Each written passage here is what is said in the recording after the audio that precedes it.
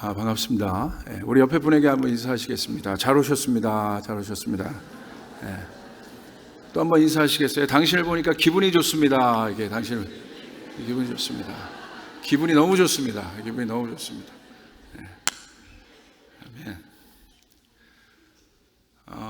저는 우리 소 목사님을 그 실크 오브 미션, 저는 이제 한국 쪽 보드 멤버고 목사님은 이제 미국 쪽 보드 멤버신데 할렐루야 교회에서 함께 우리 한국 미주 이사회 함께 모이는 시간이 있었습니다. 근데 목사님을 딱 보는 순간 그냥 끌렸어요. 일단 목사님 너무 잘생기셨죠. 그래서 할렐루야. 제가 봤을 때 목회자 외모 수위 상위 0.1%. 네. 그러니까 원래 이게 중요하거든요. 속 사람도 중요하지만 겉 사람도 중요하거든요. 그래서 목사님 인상이 너무 좋아서 그냥 좀 큰형님 같았어요. 제가 개척하고 한 10년 됐는데 목회 고민이 많을 때거든요. 근데 귀하게 제 마음 같은 이런 부분들을 이렇게 털어놓을 수 있는, 뭐 이렇게 상의할 수 있는 큰형님 같은 분이 계셔가지고 제가 감사하고, 또 귀한 지역에 또 목사님 목회하시는 귀한 곳에 이렇게 오고 우리 청년들 만날 수 있어서 참 감사했습니다. 저희 간단하게 제 소개 좀 드리면, 저는 이제 목회자 가정에서 태어났고요. 저희 아버님 목사님이시고 어머님도 사모님이세요. 동생도 목사입니다. 그리고 우리 동생 와이프도, 재수 씨도 목사님입니다. 요걸 말하려고 앞에 그렇게 한 겁니다.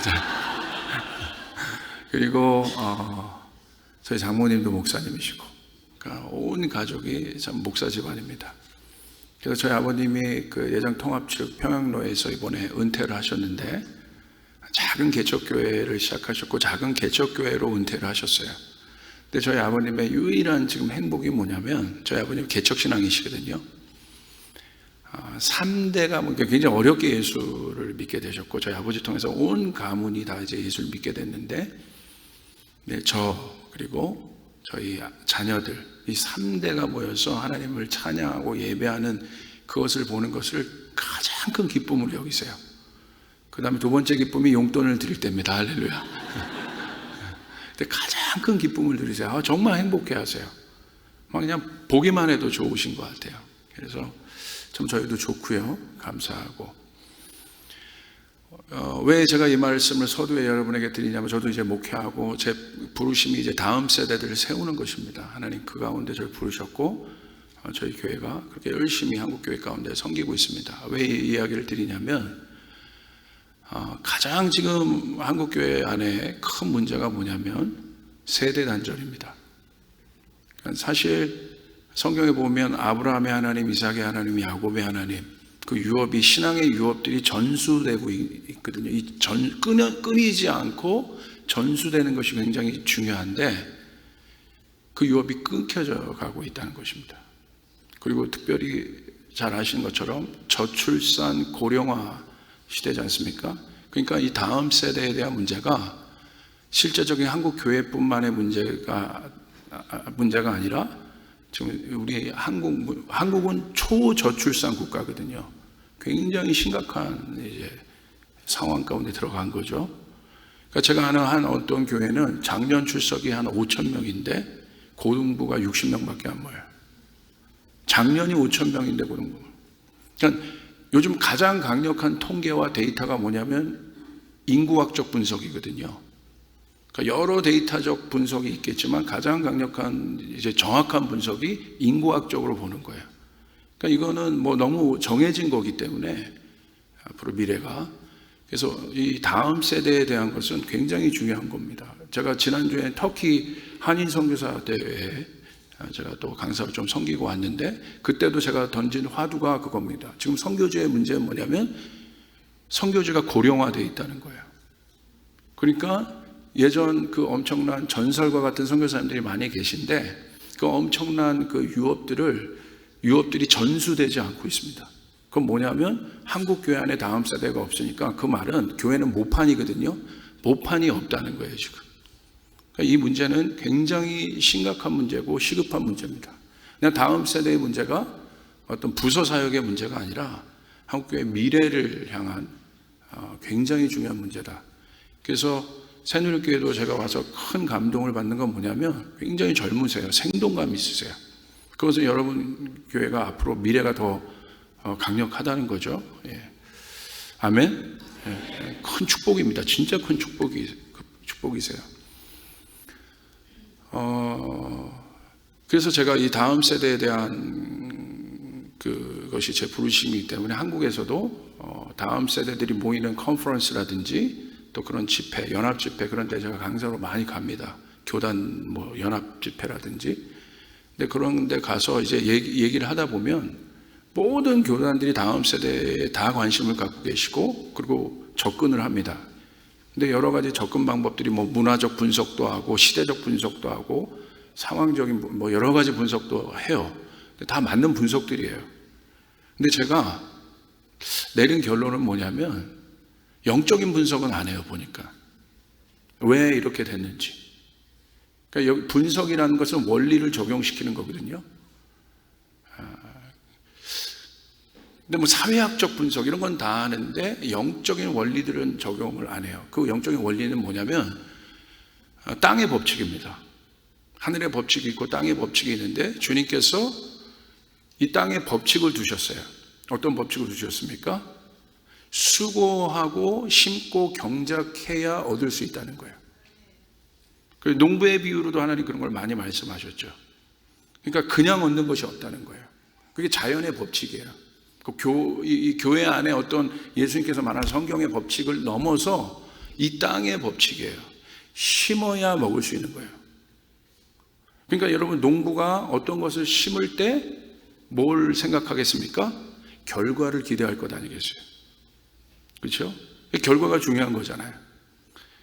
심을 때 결과를 기대하지 않는 농부가 어디 있겠습니까? 그러니까 농부의 마음이죠. 그러니까 제가 그런 분석들이 있을 때 제가 말씀드립니다. 다 맞는 얘기입니다. 그런데 제가 생각할 때 더 중요한 게 있습니다. 그리고 제가 좀 조언을 이렇게 좀 감히 드립니다. 그리고 제가 그 생각을 해봤는데 오늘날 다음 세대가 없는 이유 생각을 해보십시오. 영적으로 분석한다면 아까 그 땅의 법칙을 적용해서 분석을 해본다면 아주 정확해요. 왜 그렇습니까? 10년 전에 다음 세대를 위해서 심은 것이 없는 거예요. 그러니까 먹을 것이 없는 거예요.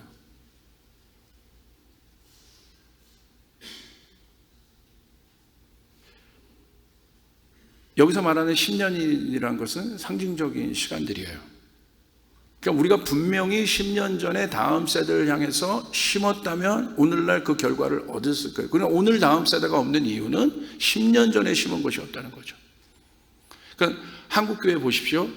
1980년대를 지나면서 90년대 막 엄청난 부흥기를 맞았습니다. 제가 90년대 그 고등학교생이었는데 그때 막 경배와 찬양이 막 엄청나게 일어나고 막 올림픽 스테디움에서 막 7만 명, 8만 명씩 막 모이고 막 대학로를 막고 막 예배하고 신촌에서 예배하고 막 그 경험이 있거든요. 근데 그때 엄청난 부흥이 있었어요. 근데 지금 그 영적인 원리를 적용해 보니까 그때 뭔가 중요한 어떤 이유도 있겠지만 이 원리를 적용해 본다면 적어도 그 부흥은요 10년 전, 20년 전에 어느 누군가가 기도하고 심은 거예요. 그것을 그때 가서 먹은 거예요. 그러니까 우리가 이 다음 세대들 그냥 지금 어렵다고만 하지 말고 우리가 앞으로 10년을 바라보며 미래를 바라보며 또 새누리교회든지 저희 교회든지 한국교회를 생각할 때 미래를 바라보며 우리가 해야 될 가장 중요한 것은 뭐냐면 이 신앙이 전수될 수 있도록 다음 세대를 향해서 심어야 된다는 사실이에요. 그래야 여러분 10년 후에 먹을 수 있습니다. 그것은 중요한 법칙입니다. 결국 성경에 보니까 이 신앙이 전수가 되는 게, 그러니까 결국은 이 신앙이 전수가 돼야 되는데, 이 신앙이 전수가 된다는 건 뭐겠습니까? 뭐가 전수된다는 것입니까? 신앙은 뭡니까? 생명인 거죠, 생명. 생명이 전수되는 것, 생명이 전해지는 것. 다른 어떤 것이 전해지는 것이 아니라 생명의 본질 아니겠습니까? 본질이 전해지는 것, 본질이 전수되는 것. 이것이 중요한 것이죠. 이것에 저희는 관심을 가져야 합니다. 그러니까 본질이 아닌 것들이 전수가 되면 아무 소용이 없어요. 본질이 전수돼야 되는데 그 본질은 뭐예요? 생명인 것이에요. 근데 여러분, 생명의 법칙이 있습니다. 어떤 법칙이 있습니까? 생명이 생명을 낳을 수 있어요. 다른 어떤 조건이 없어요. 생명이 만들어지는 것은 생명이 생명을 낳는 거예요. 그러니까 하나님께서 사람을 창조하시고 남자와 여자를 창조하셨다고 되어 있어요. 그게 사람이에요. 사람의 정의는 뭐냐? 남자와 여자. 왜 남자와 여자를 창조하셨겠습니까? 이유는 하나입니다. 생명을 만들 수 있는 법칙, 원리는 남자와 여자가 한 몸 되는 방법밖에 없어요. 여기 여러분, 제가 아는 가장 잘생긴 배우는 탐 크루즈인데, 송경일 목사님 밑으로 보다 못생겼지만 할렐루야. 탐 크루즈가 송 크루즈가 있다고 생각해. 여러분, 탐 크루즈가 여기 1000명이 있다고 해도 여러분, 생명을 만들 수 있겠습니까? 못 만들어요. 그러니까 하나님께서 만든 생명의 법칙은 남자와 여자가 한 몸에 이룰 때 생명이 나요. 그게 뭡니까? 가정이죠. 이 가정이 중요하죠. 아까 우리 선교사님도 홈이라고 얘기하셨는데, 그곳에서 선교사님이 회복되고 따뜻함을 얻고 그것들을 느끼는 거거든요. 그러니까 오늘 제가 다음 세대 사역을 제가 경험해봐도요, 제가 보면 뭐 중독에 빠진 애들, 이런 애들 많은데 이거 다 부수적이에요. 다 이게 내면의 문제거든요. 들어가 보면요, 거의 다 가정 문제예요. 다음 세대 문제. 그러니까 그 생명을 받아본 적이 없는 거예요. 그러니까 성경에 보면 예수님께서 이 예화를 그대로 하십니다. 어디서 하십니까? 누가복음 15장에 잘 하시는 것처럼 탕자 비유를 하시죠.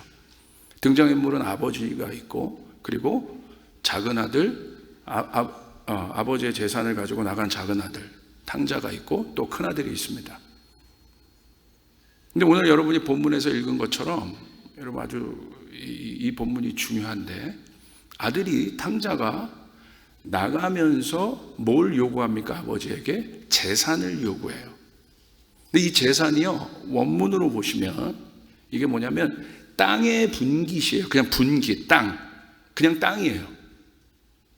그것을 요구합니다. 그러니까 이 히브리적 배경을 갖고 있는 유대인의 입장에서 이 예화를 들으면 어떤 거냐면요, 그냥 그 분깃, 그러니까 아버지가 가진 상속권을 지금 달라고 하는 거거든요. 근데 이 상속권을 죽은 다음에 받아야 되는데, 살아있을 때 아버지의 상속권을 달라고 하는 이 탕자는요, 진짜 그 배경에서 볼 때 그냥 정말 몹쓸 아들인 거예요. 아들도 아닌 거예요. 예수님 그 비유를 하시는 거예요. 그러니까 아버지가 있는데 아버지가 없는 것처럼 살아가는 아들인 거예요. 오늘 다음 세대 안에 있는 가장 큰 문제가 뭐냐면 바로 fatherless예요. fatherless generation이에요. 그러니까 이들에게 있어서 아비가 없어요. 그 아비가 있다는 것은 이 아비에게서만 생명이 오기 때문에. 그러니까 예수님께서도 여러분 보십시오. 하나님의 아들이시잖아요. 그러니까 예수님 안에 있는 생명력이 어디로부터 오는 것입니까? 그 생명, 놀라운 생명력.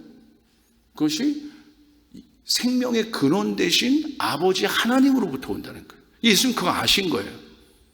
그러니까 다른 어떤 것을 구하지 않았어요. 생명이신 아버지를 구했어요. 요한복음 17장에 예수님의 기도를 보십시오. 예수님의 기도는 뭐였어요? 우리를 향해서도 중보하세요. 그러니까 이 요한복음 17장의 기도는 반드시 이루어질 겁니다. 왜냐하면 예수님의 중보기도이기 때문에. 예수님의 기도가 뭐였어요? 내가 아버지와 하나 되게 도와주시옵소서. 거기 있을 때 비로소 예수님이요, 살아있다고 예수님의 존재됨이 인정되는 것이죠. 아버지 안에 있을 때, 그 생명 안에 있을 때, 그냥 세상의 왕으로 있을 때 예수님의 존재가 인정되는 것이 아니라 생명 안에 있을 때 예수님의 모든 것이 인정되고 사실은 살아있는 것이죠. 예수님 그거 아신 거예요. 그리고 우리에게도 그렇게 해서 말씀하신 거예요. 그 아버지와 하나 돼야 된다.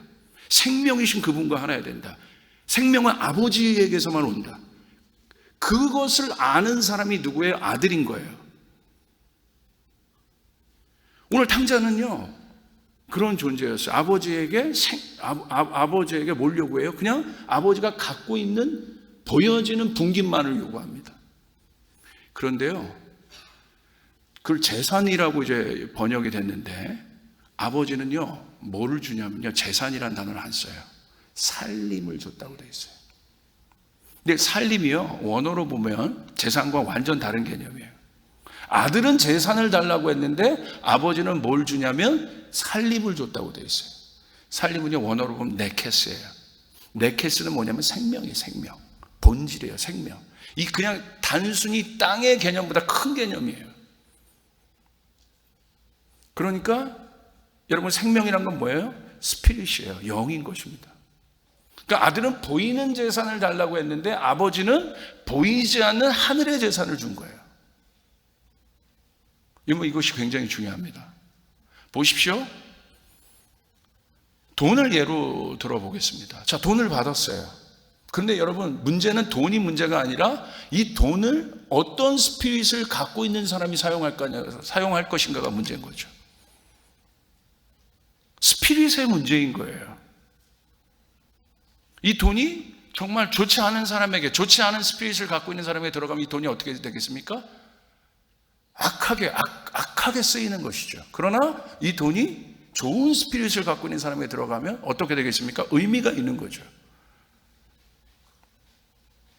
여러분 권력 자체가 문제가 아니라 이 권력을 갖고 있는 사람이 어떤 스피릿을 갖고 있느냐, 이게 문제인 것이죠. 권력 자체가 뭐가 있겠습니까? 그럼 이 아들은 단순히 땅을 달라고 요구했는데 아버지가 주고 싶은 건 뭐예요? 땅을 다스릴 수 있는 스피릿을 주고 싶었던 거예요. 생명을 주고 싶었던 거예요. 보이지 않는 재산들을 주고 싶었던 거예요. 그 생명력이 없는 땅은 소용이 없다는 거예요. 의미가 없다는 거예요. 그 생명력이 없는 돈은 의미가 없다는 거예요. 그 생명력이 없는 지식은 의미가 없다는 거예요. 그 생명력이 없는 성장은 의미가 없다는 거예요. 예수님 누구세요? 그분이 생명이세요. 그분이 우리에게 주시고자 하는 것은 생명이에요. 오늘 목사님께서 마음에 갖고 계신 이 땅에 오셔서 목사님에게 주신 비전은 뭐예요? 마른 뼈가 살아나는 거예요. 할렐루야. 생명력이 들어가는 것이에요. 진짜 생명이 들어가는 거예요. 그게 복음이에요. 그러므로 복음이 들어가면 살게 돼 있어요. 생명이기 때문에.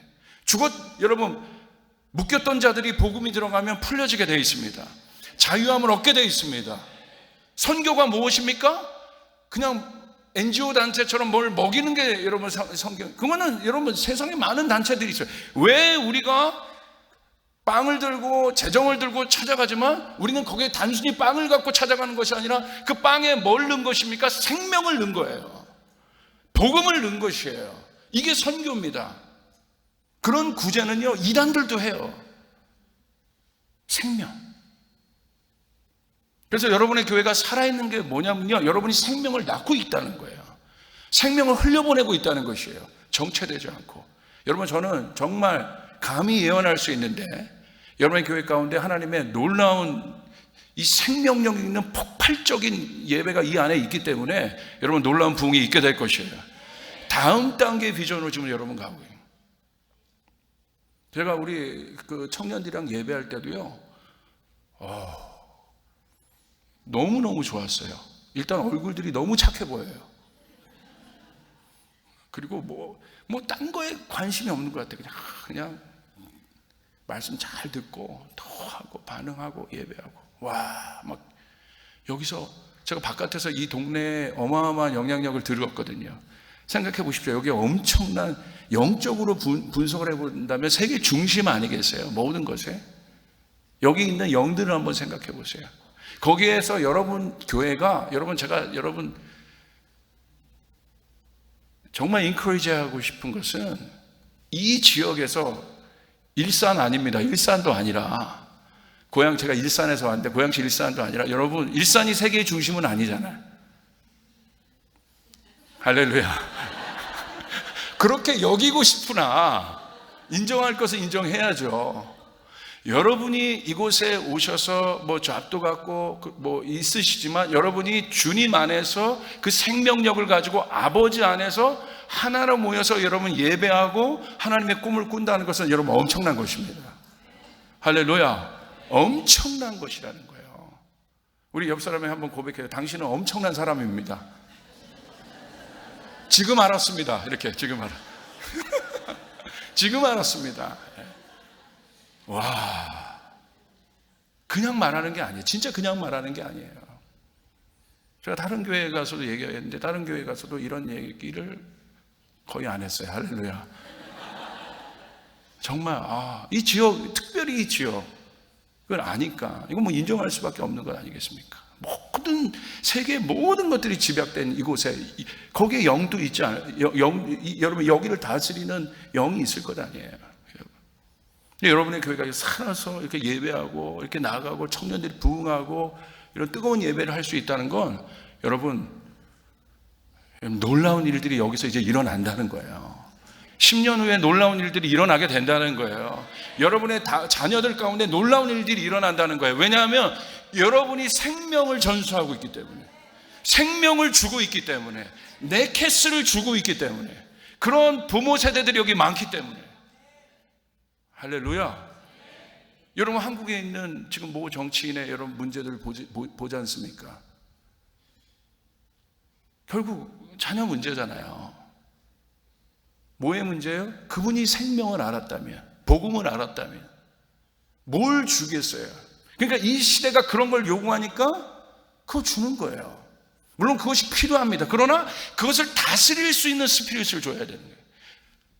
하나님의 영은 그것들을 다스릴 수 있어요. 할렐루야. 아멘.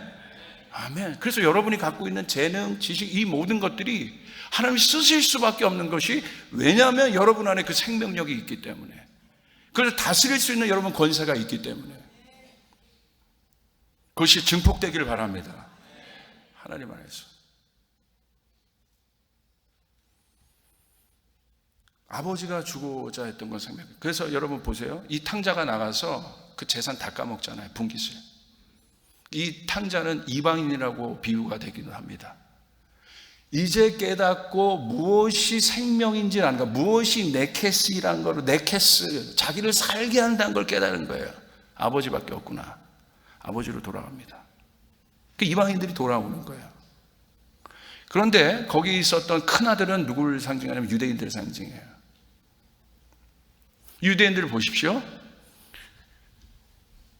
저 이방인들이 모든 것을 탕진하고 그 네케스, 생명을 깨닫고 돌아온다는 사실 자체가 불편한 거예요. 그러니까 이게 성경에 기록된 말씀 아니겠습니까? 이방이 돌아온 것에 대한 그 유대인들의 질투지 않습니까? 불편한 거예요. 진짜 생명력을 안. 근데 그 첫째 아들도 보십시오. 아버지 밑에 있지만 그 안에 생명이 있습니까? 네케스를 누리고 있지 못해요. 없는 거죠. 왜 제가 여러분에게 이 말씀을 드리냐? 제가요, 저희 이제 배경에 대해서 좀 말씀을 드렸는데, 제가 이제 목사까지 됐고, 저희 아버지가 예전에 그 배를 타시는 외항 선원이셨어요. 그래서 미국에서 예수님을 만나고 이제 급격하게 변해서, 하여간 급격하게 변하면 문제가 생깁니다. 급격하게 변하셔서 한국에서 이제 신학하시면서 뭐 그 스토리대로 되게 어려워졌어요. 하나님의 연단 안에 저희가 들어갔는데 어려워졌어요. 그래서 금촌에서 제가 고3 때 개척을 하셨어요. 파주군청에서 개척을 하셨는데 나그네에 대한 마음이 되게 많으셔서 90년대 초반에 한국에 외국인 근로자들이 막 들어올 때예요. 그런데 봉고차를 갖고 이렇게 이제 그 동네를 돌아다니시면 그런 사람들이 많으니까 봉고차에 태워갖고 교회에 오셔서 식사를 대접하고 그들 돌보셨어요. 그러니까 어느 날 그 사람들이요, 교회 한국인 성도는 40명, 50명밖에 안 되는데 외국인 근로자들은 100명이 넘는 거예요. 그래서 예배가 막 뜨거웠어요. 근데 문제는 어디서 일어났냐? 뜨거운 예배가 문제였습니다. 왜? 예배가 뜨거우니까 성령님이 역사하기 시작하고 헌신하는 사람이 나오기 시작한 거예요. 주님의 제자가 되겠다고. 어느 날 저희 아버지가 커다란 이민 가방을 들고 그 인도 존이라는 형제와 함께 저희 집으로 들어왔습니다. 오늘부터 인도에 있는 이 존 형제는 우리 집에서 함께 살 것이다.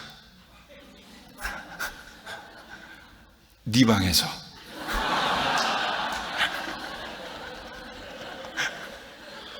왜 내 방이에요? 왜? 당신이 헌신한 거지. 그래서 제가요, 이 존 형제랑 인도 형제랑 3년을 살았어요. 여러분, 형제가 연합하여 연합까지는 하겠는데 동거가 쉬워요, 어려워요? 동거가 진짜 어려워요. 얼마나 얄미운 짓만 하든지. 근데 이 3년 동안 같이 살면서 이분이 정말 주님의 제자가 되고 인도 판접 지역으로 지금 가서 훌륭한 목회를 하고 계십니다. 어느 날 또 커다란 이민 가방을 가지고 필리핀 형제 리또 형제와 들어오셨어요. 오늘부터 리또 형제는 우리 집에서 함께 산다. 네 방에서. 그래서 이 리또 형제랑 제가 3년을 제 방에서 살았어요. 그리고 이분은 지금 다시 필리핀으로 돌아가셔서 아주 그 교수들을 섬기는 귀한 목회 사역을 또 하고 계십니다. 안티폴로 지역에. 근데 이제 마지막이에요. 좀 검은 분을 데려오셨어요. 나이지리아 분인데 커다란 이민 가방을 가지고 오늘부터 이 나이지리아에서 온 하디슨 형제는 우리와 함께 살 것이다. 어디서요? 어떻게 이렇게 잘하세요? 네 방에서. 제가 청춘 10년을요 외국인 근로자들이랑 제 방에서 돌려도 내 청춘. 쉽지 않았어요. 막 이분은요 다리가 얼마나 긴지 벨트를 여기다 차요. 얼마나 긴지. 근데 얼마나 얄미운 짓도 얼마나 많이 하는지. 여러분, 처음에야 우리가 일주일에 만날 때마다 사랑합니다 이랬죠. 같이 사니까 막 부딪히면요 막 저한테 이제 막 공격하는 거예요. 얄미운 말로. 독도가 일본 땅이라는 거야. 막 미치는 거죠. 막 일부러 놀리려고 그러는 거예요. 예. 근데 이 친구는 지금 나이지리아에 가서 또 하나님 나라의 비즈니스를 잘하는 비즈니스맨이 됐습니다. 지금도 저와 교제를 하고 있습니다. 그때 제가요 목사 아들이라는 거, 또 이런 삶을 산다는 것 자체가 너무 싫었고 힘들었어요. 정말 싫고 나는 목사 안 된다. 절대 목사 안 된다. 제가 되고 싶은 건 조장로였어요. 조목사가 아니라 조장로. 멋진 조장로. 근데 제가 목사 됐잖아요. 그리고 제가 개척을 하게 됐고, 그런데요 저희 아버지가 저한테, 지금도 개척교회로 아버지가 은퇴하셨으니까 세상에서 보는 분깃 하나 물려주신 것이 없습니다. 그 흔하디 흔한 과외 한번 받아본 적이 진짜 없어요. 없으셨으니까. 그런데 제 목회 안에 뭐가 있냐면 아버지로부터 받은 네케스가 있어요. 생명이 있어요. 가난한 자를 돌보고 살피고 사람을 존중하고, 이것이 그 생명, 아버지는 보여주는 것을 저에게 물려준 것은 아니지만 그것도 물려줬으면 참 좋았을 걸. 할렐루야. 그것도 물려줄 수 있으면 좋습니다. 이왕이면 물려주세요. 그러나 그것이 없을지라도 중요한 네케스, 살림, 생명을 저에게 주셨어요. 그리고 제가 제 안에 그 생명력이 있다는 것을 목회를 하면서 깨닫는 거예요. 그러니까 제 목회는요 아버지 목회보다 지금 한 30배 이상 부흥하고 있어요. 와, 살아나는구나. 이 생명력, 이 유업, 이 네케스가 뭔지를 알기 때문에 저는 또 저희 자녀들에게 이 네케스를 주고 싶은 거예요. 아브라함, 이삭, 야곱의 하나님처럼 우리 자녀들이 또 이 생명력을 가지고 의미 있는 존재가 되고, 그 생명력을 갖고 이 생명력 있는 복음을 실제로 능력으로 사용해서 살 수 있는 존재들이 될 수 있도록. 오늘 이 땅의 수많은 다음 세대들은, 우리가 해야 될 일들은 그 네케스를 부모된 우리들이 이 자녀들에게 줘야 합니다. 할렐루야. 그럴 때 여러분 10년 후 어마어마한 일들이 일어날 겁니다. 여러분 상상도 못할 일이 일어날 겁니다.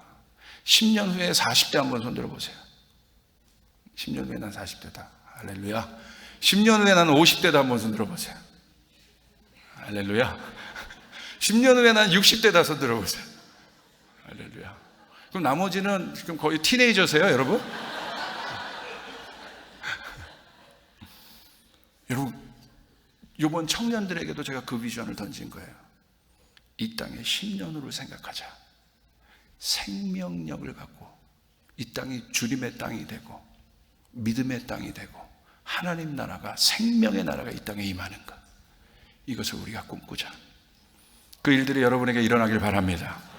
그 네케스, 아버지는 살림을 주었더라.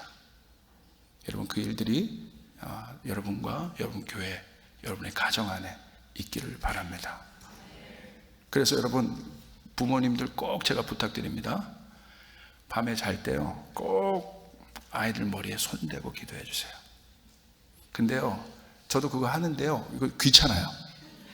그럼 제가 이게 여보 좀 기도해 줘 그러면 당신이 해 막 그러고 싶은 마음이, 하루 종일 설교하고 왔는데 또 와서 기도해 주라는 거야. 막 힘들 때도 있는데 제가 꼭 그건 기도를 해줘요.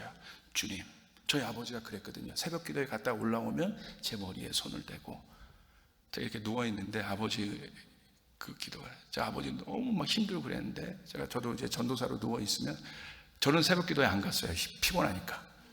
그러니까 아버지가 갔다 와서 제 머리에 손을 대고 기도해 주세요. 하나님, 저는 아무것도 없습니다.